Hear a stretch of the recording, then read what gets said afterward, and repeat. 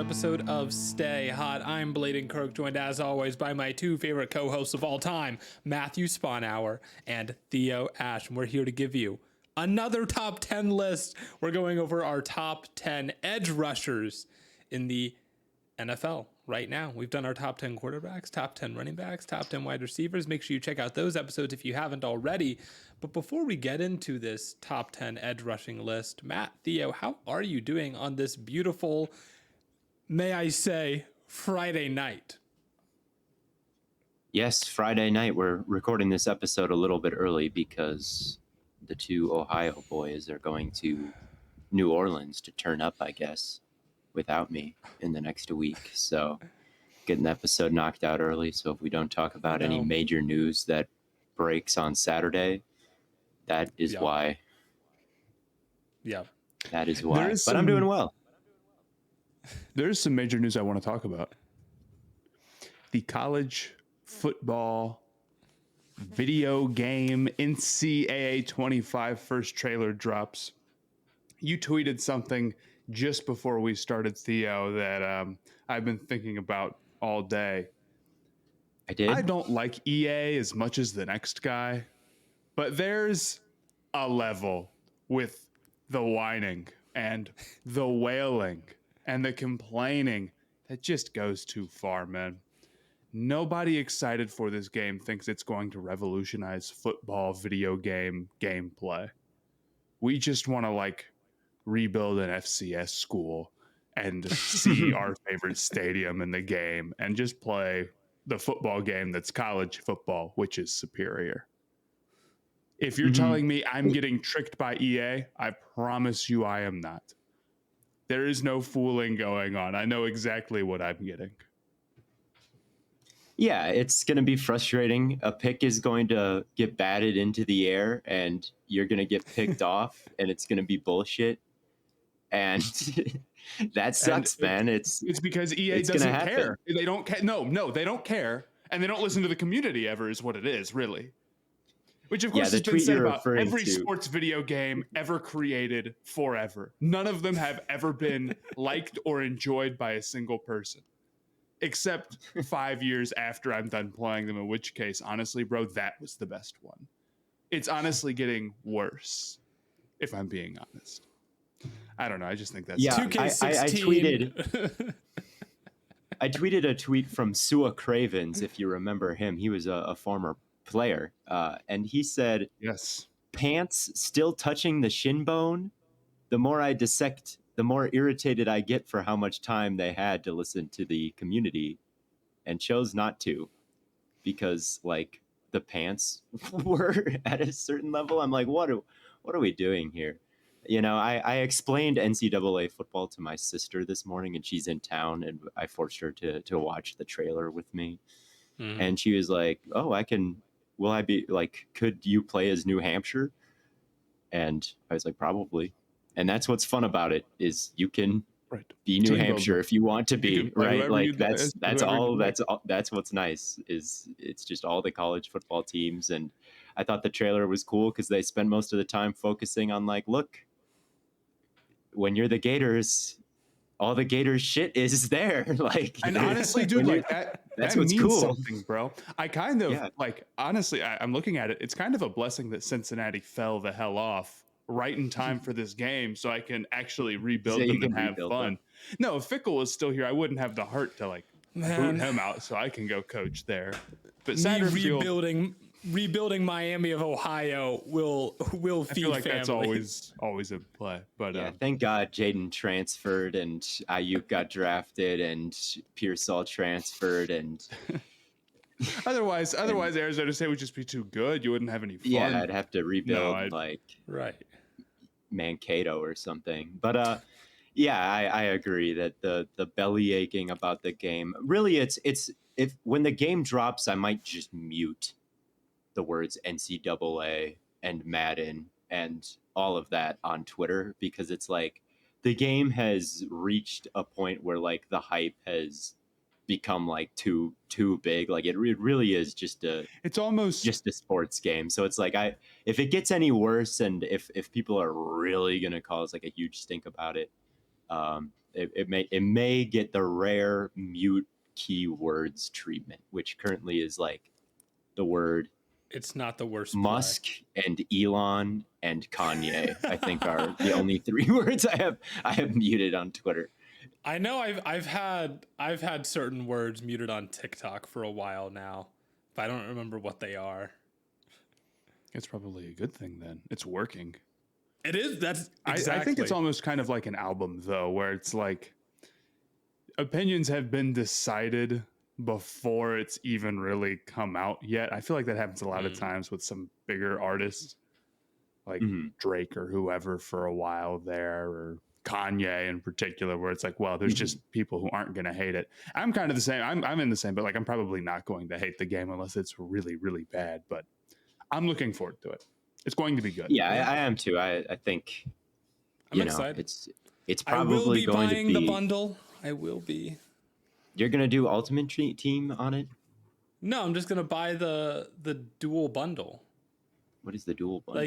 Like you can pre-order both NCAA and Madden, and then you get 3 days early access. I thought it was like I know there was like the different tiers of the game, which is true for like every sports game now. And people were belly aching. They're like, Ultimate Team ruined every sports game. It's like, just buy the one that doesn't give you all the Ultimate Team stuff. Then I guess the concern is like I won't be playing Ultimate Team on NCAA. Right. Like, I guess the concern is like there just shouldn't be Ultimate Team at all, and it's a bad game mode, and they should focus more on franchise, which is probably true. Like I agree with that, but also then they can't make their it's been years, sweet bro. It's been like a dollars. decade that this game mode has been out. Like clearly people are playing it, So yeah, just because you don't doesn't mean that it's very like, popular. It's horrific that the game has like different tiers. It's like, just don't spend the money. Like I've never bought a microtransaction thing on Madden, and I don't even open Ultimate Team, and it's been fine for me. Like yeah. I don't. Look at me. I don't pay for stuff in Ultimate Team, but I do have Luke Kuechly and that's pretty good. I have Luke Kuechly and who else do I have? Ivan Pace. I have Ivan Pace. Yeah, I have Ivan Pace. That's right. You're building super hell of a team, squad man. over there. I just need Thomas It's too bad Davis that this is such a mid-year for like college football stars. I feel like Ewers and Edwards and Travis Hunter is just an uninspiring cover. That's my big Hunter is complaint so pretty far. good. Hunter's great. Hunter is good. The other two, I any year before this, I feel like could have had cooler cover athletes, but you got to have Texas. They missed out. They missed out on the Marvin Harrison and Caleb Williams cover. They did. I fear. They did. Yeah. Hurts my heart. But they missed out on the Mackay Wingo cover. All right. They missed out on the Rashee Rice cover. That would have aged well. That would not have aged well.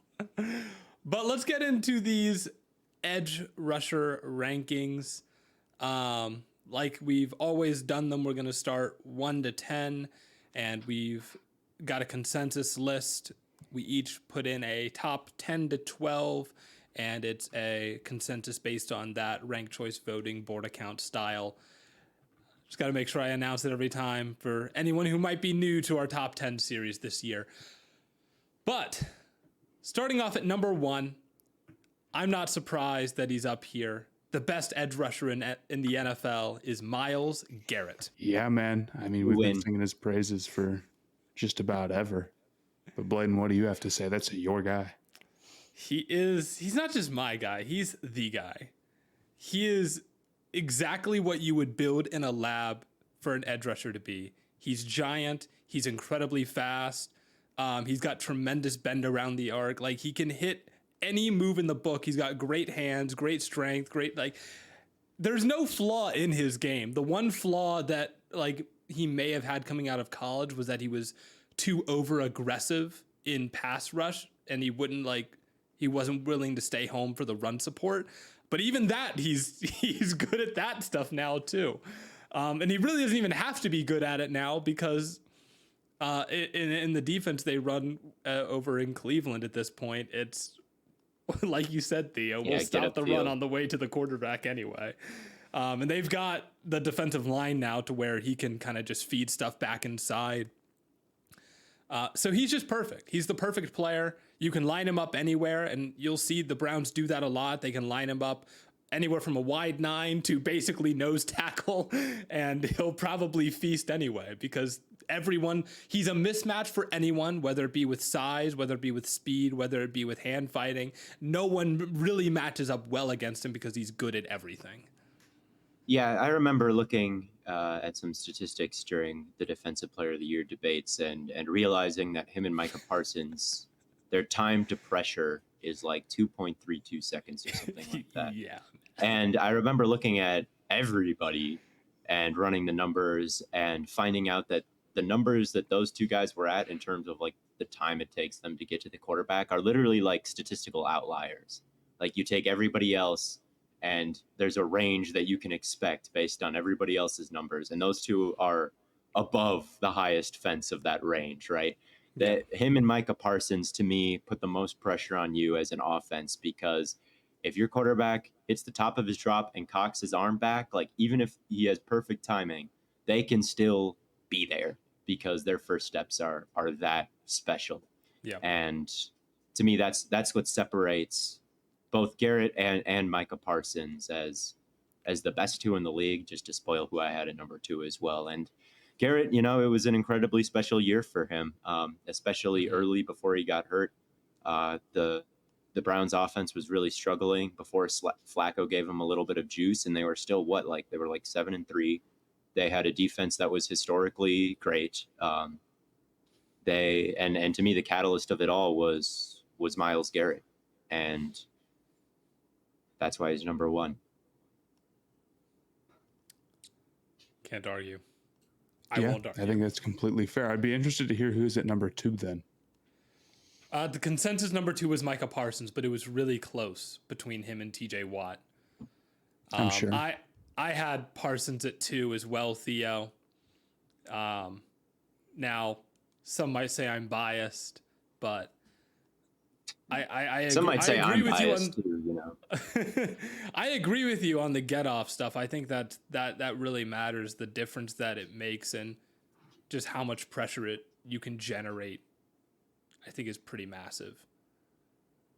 Yeah, just the mental part of it. I feel like for a quarterback, like, hey man, this guy is just going to be on me so fast like that. Those instant wins, I think, are really the difference to me. And I think Micah is an incredibly strong run defender as well. I even considered putting him at number 1 because I think he made such an impact on that aspect of the game as well.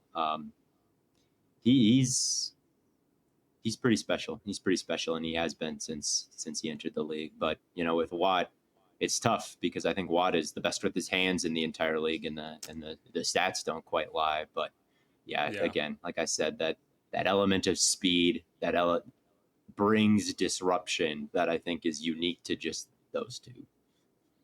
Yeah, Watt is. It's tough to put Watt like outside of the top 2 because I know it always seems like it's him and Garrett, and yet I did. I think Watt's production speaks for itself, to be completely honest with you. I mean, I don't disagree about Parsons and Garrett and Watt, and all these guys are so good. I'm not going to sit here and like tell you anything about like negative about Parsons or say that you're wrong. I mean, I had him at 3. It's certainly close, and you could make a good case for any of these guys at 1, but the actual sack numbers, like there is value in legitimately bringing the quarterback down rather than just generating the pressure being something to stress about, right? Not to say that, the pressures that Parsons racked up aren't valuable. But I think we've seen him win a Defensive Player of the Year. If we're talking about tiebreakers, I think the fact that the last 2 healthy seasons he's had, it's been 23 and 20 sacks is unbelievable. I think he deserves a little bit of credit for that. Yeah, I can't be too mad at it. People think I like my anti-TJ Watt agenda that I just never can give him any credit. But I did have him at number 3. I think he's not as much of an outlier as those two to me, but he's better than everybody else. and Yeah, the Garrett sack and numbers Parsons are unbelievable. just such even if one of them was physical fake in freaks. even if one of them was fake in 2021. Yeah, man. I mean, maybe he's gonna regress to the mean on his like pressure to sack rate, and I'll have like 2 this upcoming season, and you'll win. And you can pick Two. I mean, I think that's what it would have to be for it to average out. He's really good at it, man. Yeah. I feel like he gets too much disrespect for his cleanup sacks. I think one big realization that I had about him is like he'll be in a position where he doesn't win right away, and then he'll ease out. And I feel like he just like processes where the quarterback is going to be based on like where everybody else on the field is. He's like, okay, Highsmith is is in a good position. The quarterback's about to step up. I'm just going to be right there. And like there were several sacks I remember watching when I was going through his tape, like looking like at the cleanup sacks and being like, man, there's a reason why he's always in the right place at the right time, Yeah. So TJ is incredibly good. Obviously he'll be a first ballot Hall of Famer when it's all said and done, probably. So I don't want three of these guys are going to be right there, man. All three of them. I thought one of the funniest clips from last year was Micah Parsons on his podcast talking about how TJ wasn't top 5, and he's like, look at the pressure to sack rate or the double team to pass rush win rate chart, bro. He's like at number 7, so he's number 7. I'm like, it's crazy that we got an NFL player just like looking at that chart and saying that. That was so funny. That's so great. I believe in the chart to some extent, like when Garrett and Parsons are crazy outliers. Like I do think that means something. And those guys are good. It's working. Yeah, they are very good. But like to take it at that kind of face value, where it's like where you rank on that chart is like where you rank in pass rush was a hilarious stat, Micah especially for an NFL player to push that like for agenda. a Hall of Fame edge rusher, Micah just said, "Look, this is how much each team respects us," and teams respect Garrett and I more than they respect Parsons, or than they respect Watt, clearly. I would say wild stuff if I was like a Micah Parsons level player, because like who on the internet's like you can't really go and like debate him on that, man. He's Micah Parsons. Like, wow. It's like, all right. Go on Micah Parsons podcast, be like, you don't know. Right, like ball. if you got into an argument with Parsons, would you be able to tell him like, no, actually, there's more nuance to it than that. I know you're at the top here, but he would get like 3 sacks. He would get like go into the thing is with the NFL players, like they can actually do something about it. Like for media, you kind of exist to get dunked on. Like I can call somebody overrated or say like, oh, they're not so productive or they're whatever it is. And then they can like see that and then like go get 3 sacks and prove me wrong. Like I can't. People on Twitter can't do anything like that. So it's like you kind of exist to get like proven wrong, because I feel like NFL players legitimately do like read all the criticism and like get motivated. So if you were to like argue with Micah Parsons, he'd probably just like go nuclear and then like at you. Then I do wonder to kind of almost refute that chart in defense of TJ Watt a little bit. If Theo, I don't know if you have stats on this of where these guys line up throughout the season, because Garrett lines up so much inside, at this point that obviously he's going to get double teamed more because he's literally going to exist between more offensive linemen. But if you're lining up as like a true wide 9 on every snap, you're almost never going to face doubles. Yeah, I mean, I think that there's a lot of truth to that, and it's the double team rate of it is like always a little questionable to me with that chart. Yeah. To me, the better argument for Parsons and Garrett over Watt is the time to pressure stuff, which I guess is also maybe a defensive coordinator's stat. Like, depending on where you align, you can get to the quarterback faster. But the fact that those two are outliers in that specific thing, like there are guys who are fast at it, but then there's those two. So to me, that's always the better thing than the right. That's always kind of the better way to go about it, or that it makes more sense in my head to say like that's the stat to point to. That's why those two specifically are different. Is like they just are more explosive than everybody else. But it's fine. I'm not really a major TJ Watt hater. I just think Myles deserved DPOY this year, and now finally Myles Garrett isn't due, so I can pick somebody else to win it. This Well, season. I'm excited. who's slowly becoming due? Parsons. Yeah, you're right. and And he'll probably win. be our pick, and it's gonna be like, well, Parsons probably gonna get one here eventually, Well, and like you know he's who so else One might more. be I'm due? waiting one more year. I'm taking 1 year to take All someone right, random. now it is and now then it is next a year. guarantee that Parsons wins it this year. Well, Parsons damn it. isn't the only one who might be due. Crosby. Yeah, Crosby's great. I don't think he's quite on Parsons' level. He's also, well, with Wilkins next to him, I don't know. We'll see. I could see. see. I could see. Who do we Crosby have doing at it, but 4? Who is number 4? Is it Crosby or Bosa? Because I assume Bosa. that's the top. Those are the 5. next two. Sorry, two. Is dude, 2 Bosa and Buckeye guys Crosby. on this podcast. It's not I going got to overruled. work out with Crosby at 4.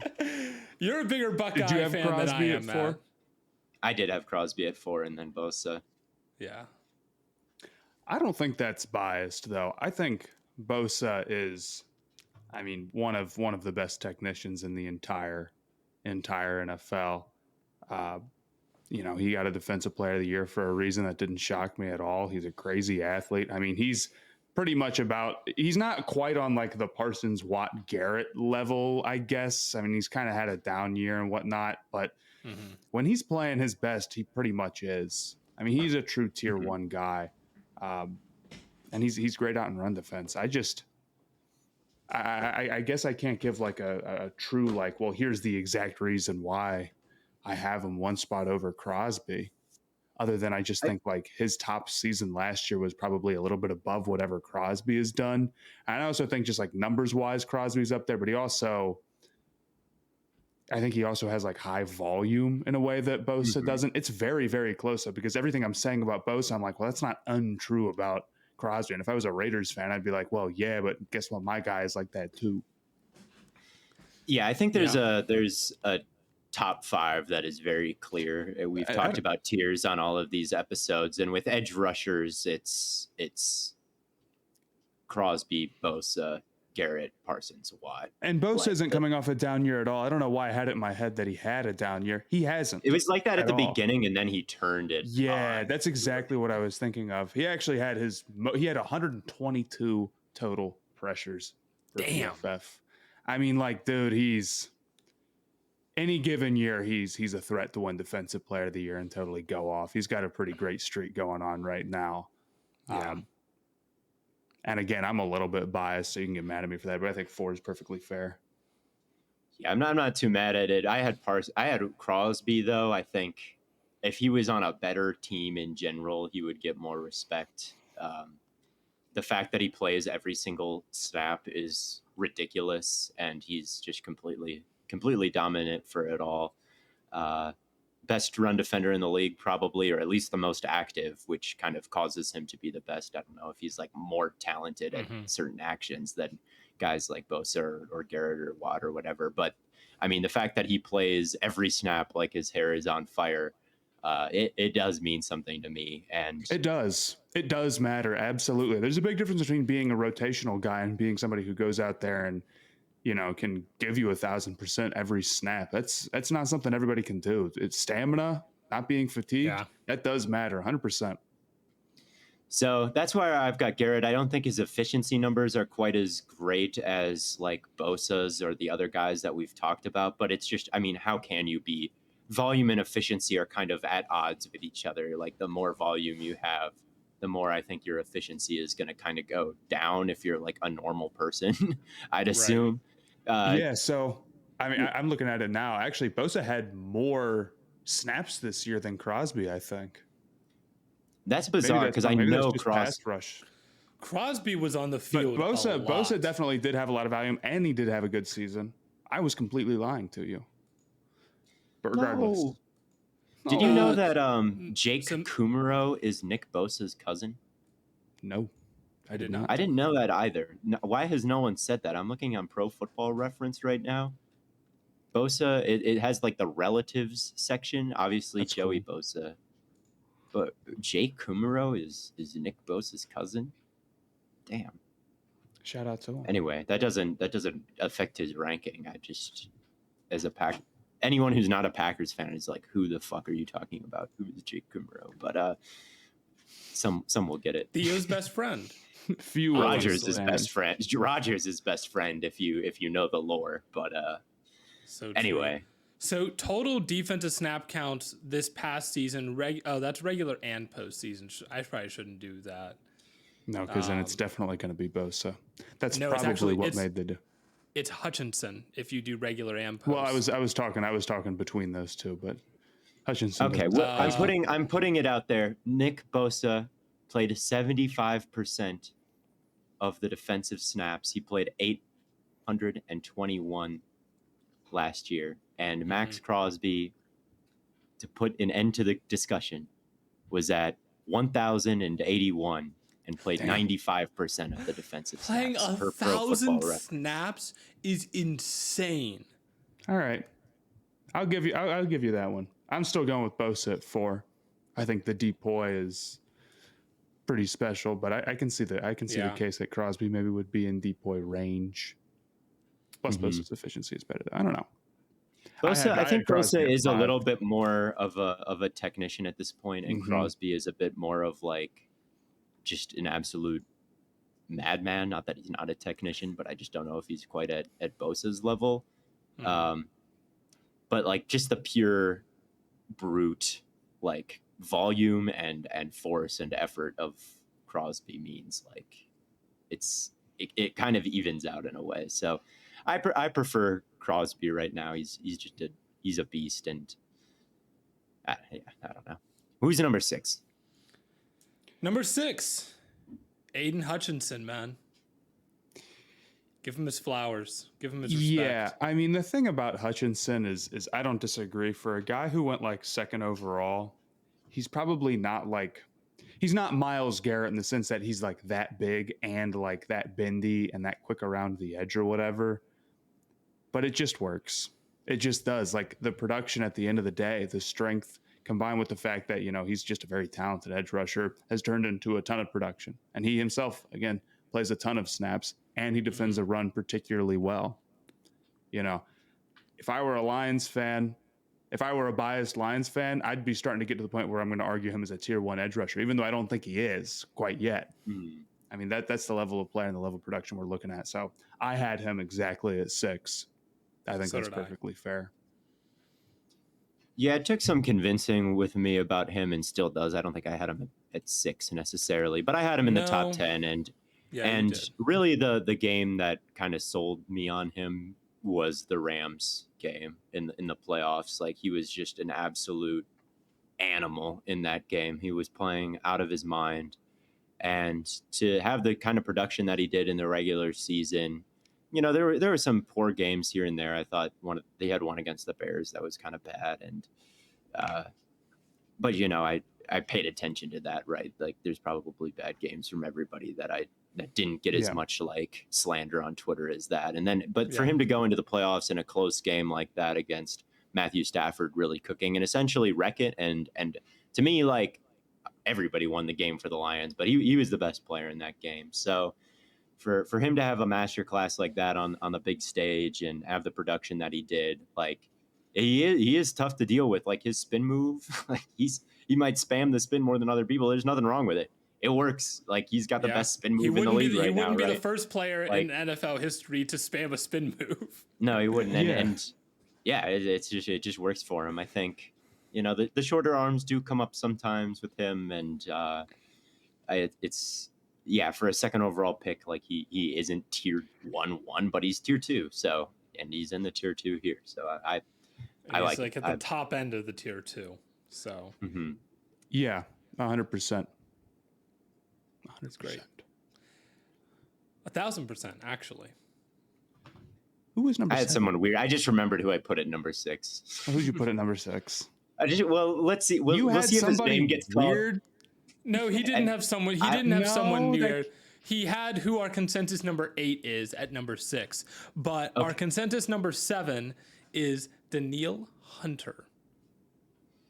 Yeah, when he's healthy, he's a beast. He had a healthy year, and it was pretty awesome. He's got kind of he's got that unorthodox bag that I like. Just he's kind of all limbs. He was one of those dudes who was like a project coming into the NFL, like just toolsy, and then he figured it out. And some of the moves that he hits it's he's a little Chandler Jones-esque in this way, where like he just has a bag that not a lot of people in the league have. No, it's I remember looking at the time to pressure stats that I was talking about earlier, and Danielle Hunter was kind of on the opposite end of the spectrum, where it's like he doesn't just get off the ball and beat someone around the shoulder instantly and get into the backfield in 2.3 seconds or whatever.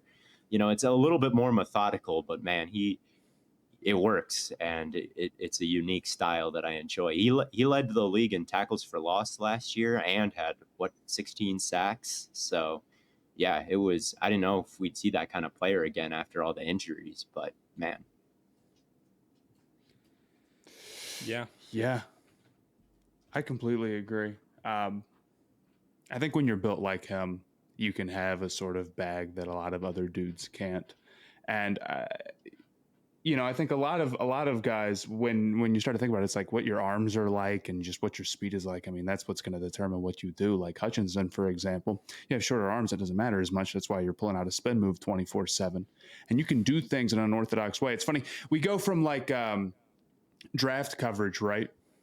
Mm-hmm. And we're talking about guys, and we say, okay, well, first off, I mean, here's this guy's flaws. It's a little unorthodox. I don't know if that's going to work in the NFL. And then the second they're actually in the league and it's like working, it's like, okay, well, now the production is just completely production. So I can't disagree with Hunter this high. I'm saying that because there's a few other guys on this list who I think are kind of like that. We're getting to the point where dudes are awesome, but they're not perfect. They're not Myles Garrett or Parsons or TJ Watt or Bosa. Like they have clear, like, okay, well, this guy is maybe succeeding in spite of this, or he's succeeding by doing this one thing a lot. I'm not saying that's necessarily Hunter, but he's certainly not like prototypical. Well, the benefit of not being perfect is that, or the beauty of it is that not every tackle is perfect. So that's a good point. And there's some really bad ones, actually. So there's a few out there, man. There are. But if we want to get he's one of those guys I would describe as slithery. Oh, sorry to cut you off. Like some of these slithery guys, they're my favorite to watch. Their like balance is weird, and they've got just kind of the long limbs, and they just contort around you. And I feel like Hunter has that, and then the tackling range that he has too, because his like arms are so long, like he just kind of retrace and then like reach out and snag people. He's a pretty dope player when he's healthy. It's just can he stay that way? I could understand digging him for that as well. So 7 is cool. I Hutchinson and Hunter at 6 and 7. I can get down with it. They were in my top 10. So yeah, they were in mine too. This next guy was not in Matt's top 10. Was he not? He was not. Which I feel like it could have been an accident, and I think it's why he's this low. Will Anderson Jr. We criticized him a little, or we didn't criticize him. We criticized the Texans for moving up to number 3 and going back to back. C.J. Stroud, Will Anderson, but boy did that pay off. They had both the offensive and defensive rookie of the year. Will Anderson was great this year. I mean, he was pretty much every bit as good as he was billed to be. And I don't know if you could have asked for a whole lot more out of him. I think the run defense really sets him apart and how good he was instantly in that area. Like he's so stout, so smart. Just in the first game of the year versus the Baltimore Ravens, like you watched that and he was amazing. Like just instantly, he walked into the league and was awesome. It didn't quite translate to sacks in the same way it did for some of these other guys, but it did, like in terms of pass rush productivity and the numbers I was looking at there. I liked what I saw from the pressure rates and how often he was getting involved versus the run, how smart he is. I think that he is a true franchise cornerstone. Even baking in how good he was at Alabama, right? Like as a rookie, I kind of thought about that and how special that 2022 season was and how many sacks and pressures and how historic that was. Then they moved him inside to do a lot of the dirty work, and it felt like he was playing out of position. Still, he goes number 3 overall in the trade up, and to me is everything he was billed to be. Like this is a special career that we are about to watch from him. And I think even though how many sacks did he end up having in 2022? 8. Yeah. Definitely not eye popping like it is for guys like Josh Allen. But I just think that, man, I'm seeing 7 on the PFR thing, but which is even worse. But I know that like different places chart sacks differently. Maybe it's playoffs versus not playoffs. Mm-hmm. That could be it too. I don't know. There's just certain traits that I think translate well to the NFL, and Will Anderson, just one thing that I noticed that I thought was always going to be a really good point for him was just how well he sets the edge. It's like something that I feel like a lot of guys forget to some extent or just don't do. Something that Garrett really didn't do a whole lot coming out. But Anderson was always really good at that. He was always really stout, and he was able to get low and just kind of get wide a little bit to prevent. He was always, able to, force people back inside or just straight up make that play. So, and he's, been able to do that at the NFL level too. Yeah, I think when he, or go ahead, Matt. Go ahead, Matt. No, I'm not going to disagree. I won't lie. I didn't have him on my list. I think he's been a bit there. He did not produce like a top 10 edge rusher last year, pass rush wise. Just didn't produce, but even and not just in terms of sacks, in terms of win rate or pressures. Over Aidan Hutchinson, come on. I didn't have. Here's the thing. I hate arguing these because I believe in Will Anderson Jr. a fair amount. Like this will be true. Like, it ain't going to be right for very long. But I think over Aidan Hutchinson. Come on, he's not over. If you ask me who would I rather have on my team, Will Anderson Jr. or Aidan Hutchinson, I'd take Will Anderson. I would take Aidan Hutchinson. I would take Will Anderson, and Hutchinson is nice, and he had a great playoffs, and I was too harsh on him, I think, but I would still take Will Anderson if I was starting a franchise right here, right now. I think that we could say that Hutchinson had a better season than him. It's true. Why? But because of the pressure numbers that you're talking about, like 7 sacks versus however many Hutchinson had. I don't know off the top of my head, but at the same time, it's like, let's see, Hutchinson had a quarterback pressure rate of 14.4%. And with Will Anderson, it was at 17.3. And Anderson missed a couple games, right? Like, we're talking about a difference of a couple sacks, but that's going to kind of change wildly year to year, I feel like. I think when you look at the pass rush efficiency numbers, there isn't this massive gap between where Hutchinson was and Will Anderson. So you would have him below guys like Hendrickson and Josh Allen as well, though? Yeah, I think I would. Hutchinson, I believe, is first or second in total pressures. Yeah, he is. But and how many sacks did Hendrickson have last year? I think if you eliminate, he led the league. If you take away the half sacks, he had as many as TJ Watt.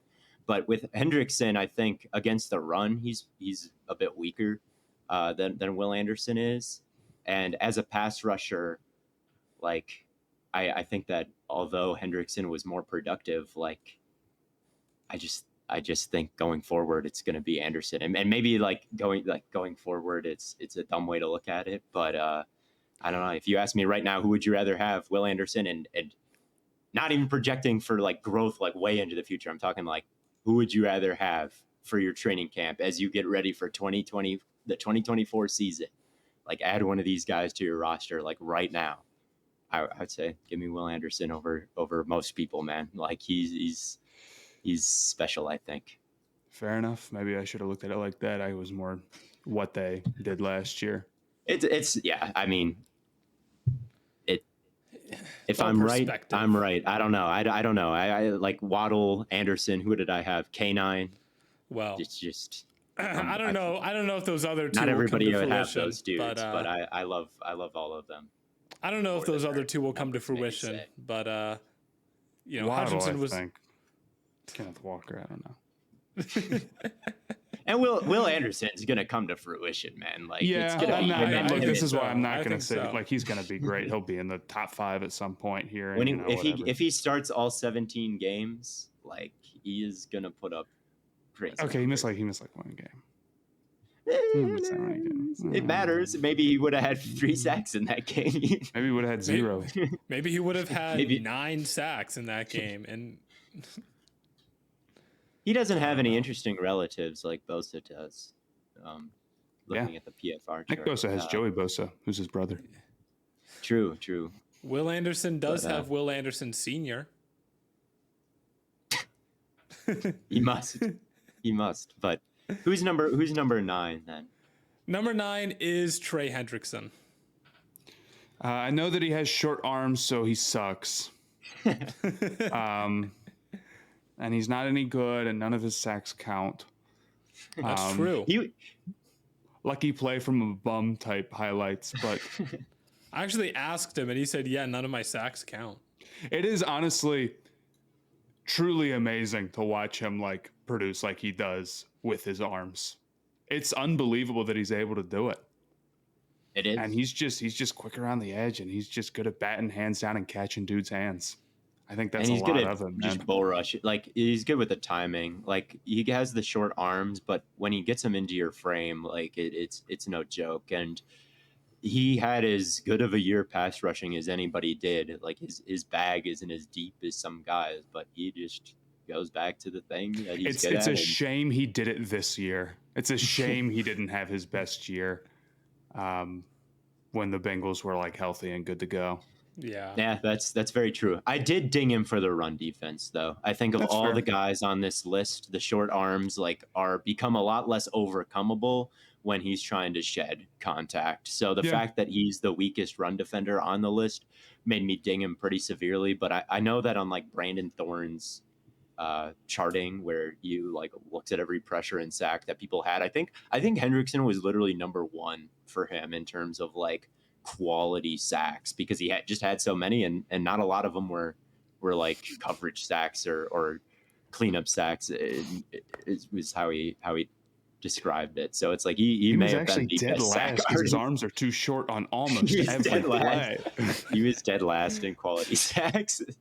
I think I didn't take into account run defense enough on my list, but that's why we do 3 of them and combine them, I think. Yeah, we get to smooth out I really do like that aspect. my of it. my hallucinations. And Well, here's the thing. It's like, I don't want to call them hallucinations, because then it's like I'm going to have to hear about it during the season or whatever. So you're These so for now, I'll say illusions you're that right. And then Theo if it's comes- wrongue, I'll be like, honestly, man, wasn't I saying we something about this should in the have a offseason? day where everyone just gets to like throw tomatoes at me and like put me in a dunk tank for all my takes that have like been crazy and not panned out. I would suggest that we do that for everyone, but I don't think we That's could my- do that for Matt. Like, I don't know if Matt has ever I've had had. plenty of bad takes. Name one. We won't forget Ant versus LaMelo. Ant versus LaMelo is not going well, bro. In my fucking defense, dude, LaMelo just like basically immediately stopped playing basketball the second I started giving that take. And then Anthony Edwards is like developed as good as he possibly could have. Where it's like, okay, well, I'm going to lose that one. I've been thinking about that take in these playoffs. So, the passing, you have to understand. And then LaMelo's just like putting up bullshit from 30 feet every possession for no reason. It's like, so I will take the L on that. Matt maybe doesn't have the volume, but there are certainly he's in he's in the dunk tank with the rest of us. So yeah, maybe all 3 of us. That'll be our journalistic. What do you think the worst accountability? What do you think the worst take you've ever had is? Not to get off topic. This is a question for both of you. Based off process as well as results. Ooh, based off process. The Burrow take was mostly because I read into what Betts said on Twitter too much, and then I pushed like anti-Burrow narratives, even though like going into the draft, I was like, man, he had 60 touchdowns and 5,700 yards. Like he's special. And then like, I don't know. I feel like I got convinced. Maybe his arm really was that bad. But then he had the no deep balls. His That's what did it. And then he was coming off like a big injury, and it's like, man, the Bengals still weren't giving him a ton of protection. Like there was some logic there, and like the reports out of camp, I remember so specifically us talking about that. This was ages ago, but it was like really bad that Burrow was like not going to be okay, and that he was like timid in practice. I feel like early in my career, there were a lot of takes that came from what other people were saying. Like, and I feel like that's always, it's hard to avoid. Like, there's a lot of people I like on Twitter, and it's tough to, if they're all on one thing, or you see something that someone's making like a really convincing case, like it's hard not to kind of fall in that line. And I think now people see my takes and they're like, oh, my opinion has arrived, right? Like people and comment I feel that like, all the time now on right. And you know, I think it's now I feel like I've watched more film and like my takes come from a better processing point. But I think like especially early in my career, like I just kind of fell in line with kind of the general consensus of film Twitter, which I still do, but definitely in terms of process, like that definitely was my mindset when I first got TikTok, because I hadn't watched any film. Like all I knew was numbers and stuff. So then when I make a film take like early in my career, like it's kind of wasn't coming all from me. It was coming as like a culmination of like some dissenting film Twitter voices, and then like I maybe look into it a little bit, but not as much as I probably should have. There's a balance with that stuff. Like sometimes I'll have a real strong feeling about something, and then someone will make a good point, and it's like, okay, you can go back and watch. There's a lot of like, especially with prospects, like balancing how much everything matters. Like typically people aren't even wrong about the pros and cons of a certain guy. Like the major draft places, usually, I'm not going to say every time, but you know, you'll hear like Tom Brady read off his old scouting report and you're like, I don't know how many things they missed on. Like he just made it work anyway, you know, like a few of those aren't right. But just figuring out like how much everything matters and balancing it. Sometimes. Yeah, and it's tough the easiest way to do that is just to watch them and see what exactly goes down, and you'll get a good feeling for it. But sometimes you can get too far one direction or the other. Yeah, and I feel like my process hasn't wildly changed. So it's like all the takes I've missed on have probably been because of largely the same process, where it's like maybe I overrate like high end athleticism and like get too focused in on the fact like, oh, someone's arm is short. Oh, someone's arm is not that big. And I feel like especially when you first start watching the film, like those are the only things that you can really see. Like I feel like early in my career it was, oh, let me learn the runs, like zone versus gap. I didn't even know that kind of stuff, right? I was like, I didn't play. I was I don't know. Like we'll learn what the route is. And then it's like, okay, learn what, you know, a concept is, like what is dagger after you learn what a route is. And now it's like, okay, learn what an offensive system is, learn how all the pieces fit together. And then you kind of start to realize, and it takes a long time, like, okay, how is someone fitting into the scheme? How is someone opening up stuff for their teammates? You know, all of those things. But before you learn all that, which is like any point in my career before, like right now, it was basically just like, okay, is this guy big, strong, and like height, weight, speed? Like it's kind of just that. And it's worked out. I think those are two different. I think those are two different like forms of analysis too, because you can judge someone and be like, well, they've got all the skills, but maybe this team won't take them number 1 overall or number 2 overall because they might not fit into what they want to do, right? So those are kind of two. Like you could have a big board of say, you know, X, Y, Z, but then, you know, you could have a mock draft where you have it going and there's always stuff like that where it's like I can say anything, and then it's like, well, you know, there's all it's hard not to get paralyzed by all the gray areas. It is really, really hard to get paralyzed, not get paralyzed by all the gray areas, because it's like, yeah, a lot of things are true at once, like too many things to take into account for everybody. So it's difficult, and I feel like, you know, I don't know, you just try to do the best you can. Yeah. So I don't know. That's not really, that's straying from your original thing, Matt. But Yeah, I mean, I've had the Matt Corral stuff, which will never come to fruition at this Felipe point. Franks. No, Felipe dude, Franks. I was about to say exactly that for both of you guys. Searching up Matt Corral on Blaiden's timeline or Felipe Franks on Theo's timeline is so funny. The thing that saves the Felipe Franks take is originally I said the Browns shouldn't pay Baker and they should move on from him and draft a developmental guy, which ended up being half the right. Franks Like, take isn't like that bad. It's just funny that we've talked about Felipe Franks as much as we have, man. So it was like whatever. half right. Like it was half right that like, yeah, the Browns probably like Baker wasn't gonna work out there necessarily. Like he was a little overrated. Well, now it's like kind of come back around, right? Like it looked like a great take for a minute there, but now that take doesn't look so good because he just had a good year on the Bucs, I guess. But like that was the gist of the take. It wasn't just like, oh, Felipe Franks is the greatest player ever. It's like he's developmental. And the original thing was like the Browns should take a developmental guy and teach him behind Baker. Kind of like my Goff take now, but now that I'm thinking about it. Well, hey, Sophia, Sophia? mentioned. Repping the Stay Hot merch. Repping the old Shout out. Stay Hot merch too. You're An right, that OG wasn't fan. Real one to remember. When it comes to your feet, eBay's got your back because with eBay's authenticity guarantee, real experts are checking your sneakers, every stitch down to the sole. Me personally, I'm a big fan of a classic Air Force or maybe a nice suede or leather boot, but whatever it is that you're adding to the lineup next, head to eBay. From the drop to your doorstep, eBay does not play with your sneaker game. Just look for that blue check mark. So ensure your next purchase is the real deal. Visit ebay.com for terms. Should we get back into our list? What are we at, Maybe. 9? 9 was Hendrickson. Oh, Oh, we're So almost then- done with them.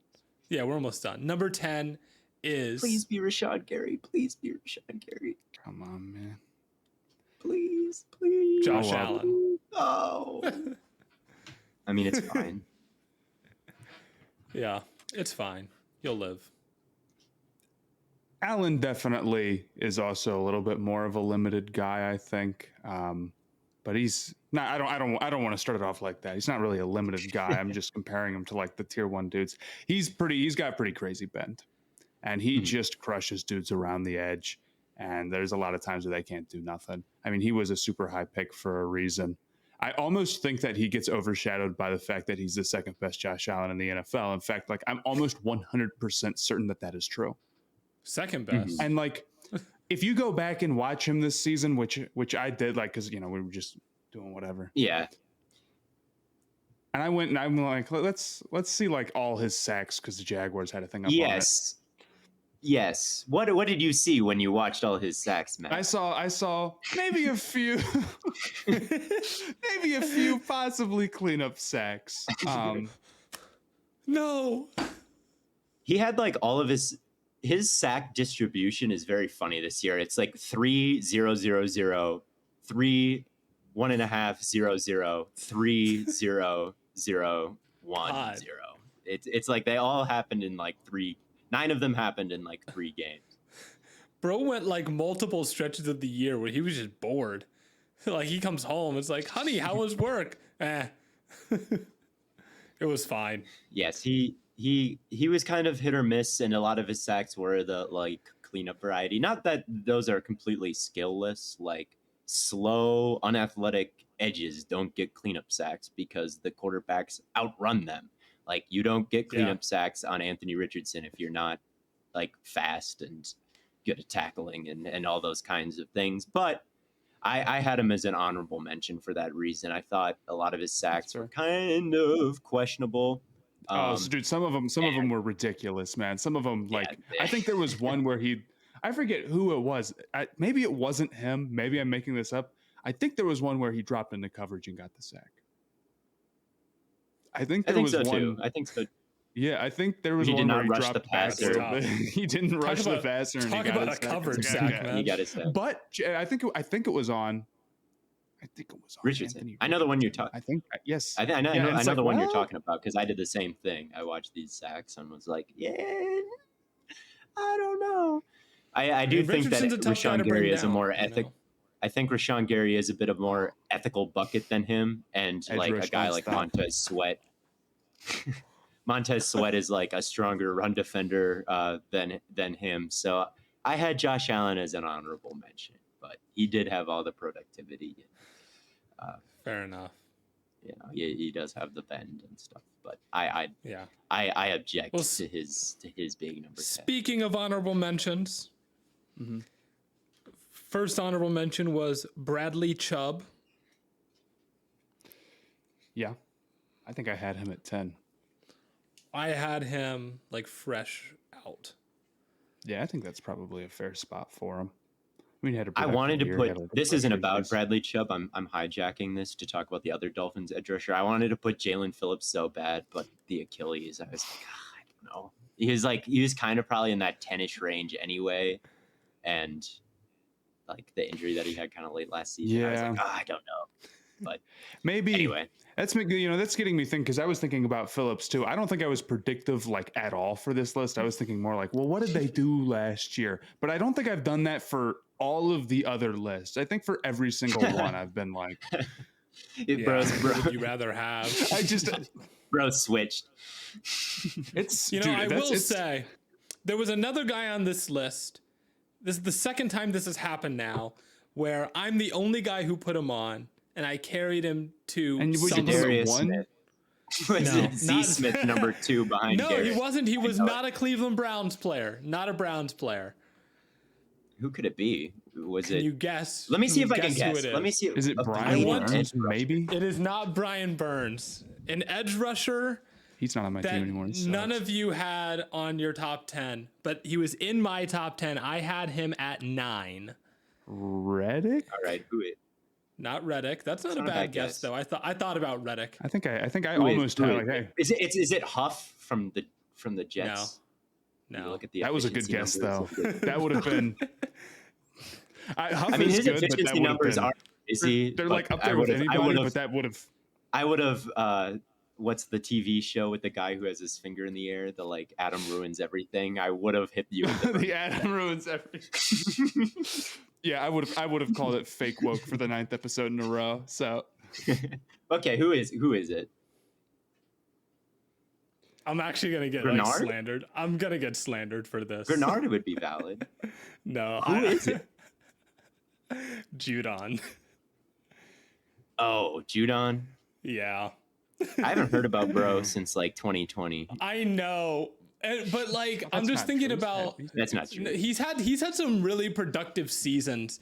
And I did take some like past seasons into account more so hold up, for let me this go. one. Let me go look at the box score to see if you're right. No. He did have 4 sacks in 4 games. I guess. Yeah, I was. Like And he a just safety. I did have to go back a little bit into the past for this. I did. But like you can't deny 15 and a half sacks in 2022, 12 and a half the year before. Like he could have been on an all pro level case this year, or an all pro level pace this year. Hypothetical man. Hypothetical Matthew Judon. I had to give him a little bit of respect. Crazy, I guess. I had to give him a little bit of respect. He's another guy that doesn't really have like the craziest bag, but he's just like always in the right spot. Yeah, I think that a lot of his pass, if you were to scrutinize all of his pass rushes, maybe you could say like, okay, he's not as crazy as maybe the numbers would suggest, but the numbers are really good and they have been for quite some time. But the fact that he's 31, the fact that if you had to pick a pass rusher, you're probably picking 10 or 13 guys before Matthew Judon. I would have put him as an honorable mention if I was you, just to save myself a little bit, but oh well. but Oh, It's well, it was fun. I love Matthew Judon. He's just a guy. Rashawn Gary was next up there, Theo. efficiency, man. Look at the per snap numbers, please, bro. Please. But Please look but at the yet per snap numbers. we have to ruin the Huff. He's been on the pitch Huff count. argument. Well, he's a better run defender than Huff is, and he's played more snaps than Huff has. I'm but like, not serious. please, bro, he would have won Defensive Player of the Year if he didn't tear his Zadarius ACL. is actually better though. Like, for real. Nah. I will say, I did not realize. I want to give him a shout out. There's 2 stats I didn't realize. If anybody cares about just the stats while doing a little bit of research for this. First off, shout out to Jonathan Cooper, who, for those who don't know, went to me and Blaiden's high school. Was a senior when we were a freshman. 7th round pick. Also, he went to Ohio State. Yeah. So this is like the greatest player ever as far as we're concerned. He's a 5-star. 7th round pick, 9 sacks this year. I didn't realize he produced quite that much. Yes. The other thing I didn't realize, Brian Burns has never really had like that crazy of a season. He has never cracked 70 pressures according to PFF, which I think is nuts because I feel like he's been in like the upper echelon talks, not just from me. Maybe that's like a total Panthers blue colored lens or whatever I'm looking through it. But like, you know what I'm saying, right? Like he's been like, well, yeah, he's top 10. And it's like, dude, he's never had like that crazy of a year. He's only had double-digit sacks once. Yeah. In 5 So years. I mean, I still thought think that that he's good, but I didn't really consider him. No, for I the think stuff that he's good too. I don't want to be obnoxious and be like, honestly, guys, like now that he's he kinda traded, stinks now. he was overrated the whole time. Nice. We still won. No, we. But Blade was Montez Sweat was an honorable mention at least. I know Bears fans are about to hit us in the head. Montez Sweat and Khalil Mack were the last 2 honorable mentions. So, yeah. Back. Did I have Montez Sweat in my top 10? I may have put him towards the end. You had him at 11. To be real with you, I had 14 guys, and then I just said like we were about to record. I was like, I'll figure that out later when I was doing it because I'm like, sometimes you just get there and you just like can't quite get the last few in the right order. And then I was like, okay, I'm not doing them. I'm just leaving them all off. So, can I give an honorable mention to the honorable mentions? Sure. Carl Granderson. Just gonna throw that out there. Carl Granderson, kind of an elite player. Take. He's nice. I like that take. He toils in obscurity because like no one cares about the Saints these days, and like they're all old. Like they're made up of like players who were good in 2017 and are still running it back. Granderson has emerged into a star, and like no one noticed, I think. And he's also a great run defender. So I got to shout out Carl Granderson. He signed a big extension last year. That's probably gonna continue to look good because I could see him like breaking out and getting more national attention next year. Because he's nice. Here's the thing. I remember watching. I don't mean to interrupt you, but I remember watching Granderson last year and being like, yeah, he's really good.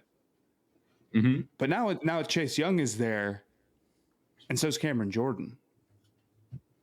What is that rotation? Like someone is.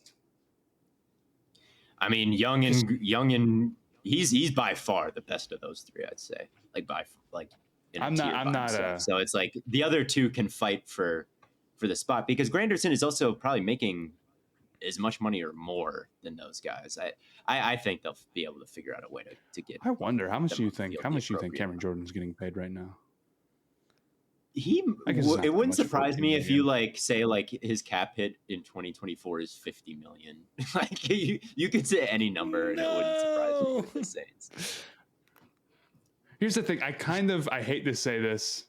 I don't like to say this. I do kind of love the Saints for the restructure shit. It is funny, man. It is. It's like one of these days they'll go 0-17 for sure. I mean, how is your two cap hit isn't crazy, but they are paying him until 2020, like 9, bro. It's like, all right, dude. He hits free agency when he's 40.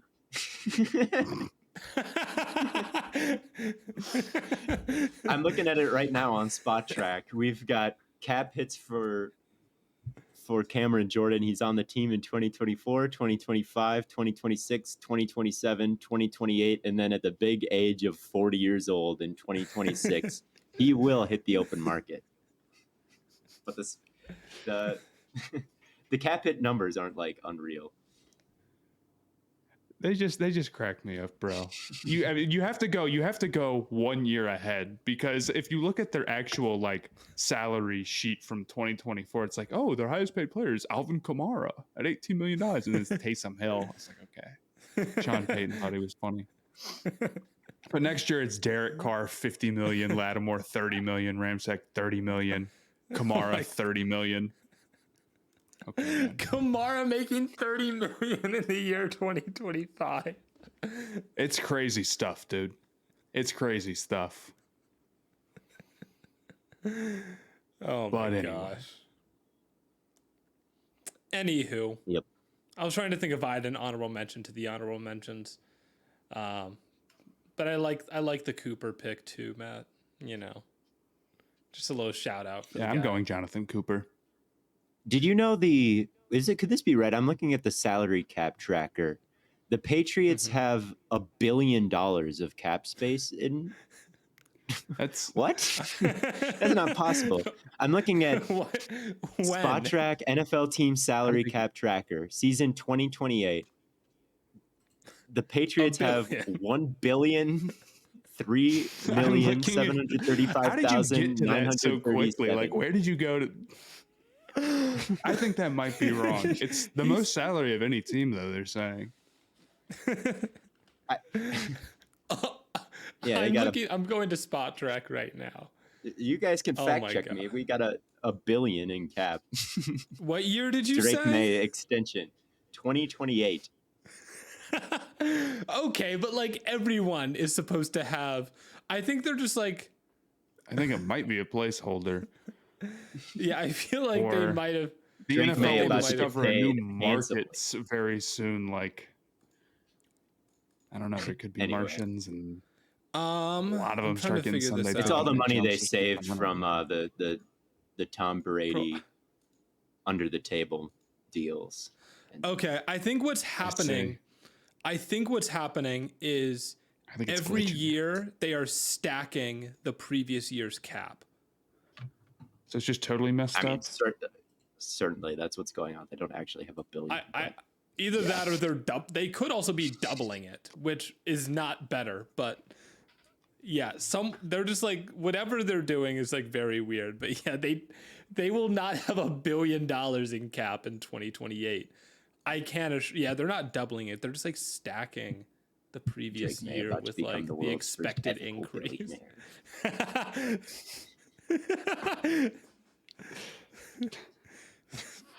He'll fly his private jet to and fro. It's not impossible that we could get like a guy who could be a billionaire just off sports earnings sometime in our lifetime. I feel like that's almost a guarantee that it happens. That will happen in our lifetime. Yeah, I mean, assuming I'm trying to workshop a joke about how like certain NBA players still wouldn't be ethical if they got $1 billion that way because of the free throws. But I don't want to pick any one guy, and then you know what I'm saying? Like just keep it in the drafts until like 2070 when it happens. Still not an ethical to be a billionaire because the free throws will be a pack. But let's wrap this thing up. All right. Thank you all so much for tuning in to another fabulous episode of Stay Hot. We are going to take somewhat of a hiatus because of the little vacation that Matt and I are about to take. It's Theo it's going to be just Theo and a guest episode, and then we'll be back. So it's really just one goofball. I guess that's true. Right? Yeah, it'll just be one Theo and a guest episode. Theo will keep you guys updated with whatever's going on, I imagine. Yeah, I'll hold it down. he'll make sure we don't crash and burn in the 5 days that we're gone. But yes, this is gonna be the remember, if last some- Stay Hot episode ever, man. This is And 5 days no Blaiden, just me. Like this podcast will become defunct. I This come might be it. back and I'm like, why did the channel get deleted? Sorry, bro. What do you mean 0 subscribers? No, this This channel's still upwards at nothing. Everyone unsubscribes.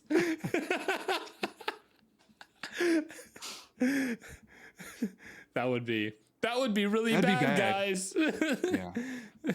That would be bad. But yeah, we'll be back with our normal schedule here in a little bit. But thank you all so much for tuning in. Make sure you stick around for just the Theo episode with a guest maybe. And until next time, we will catch you on the flippity flop.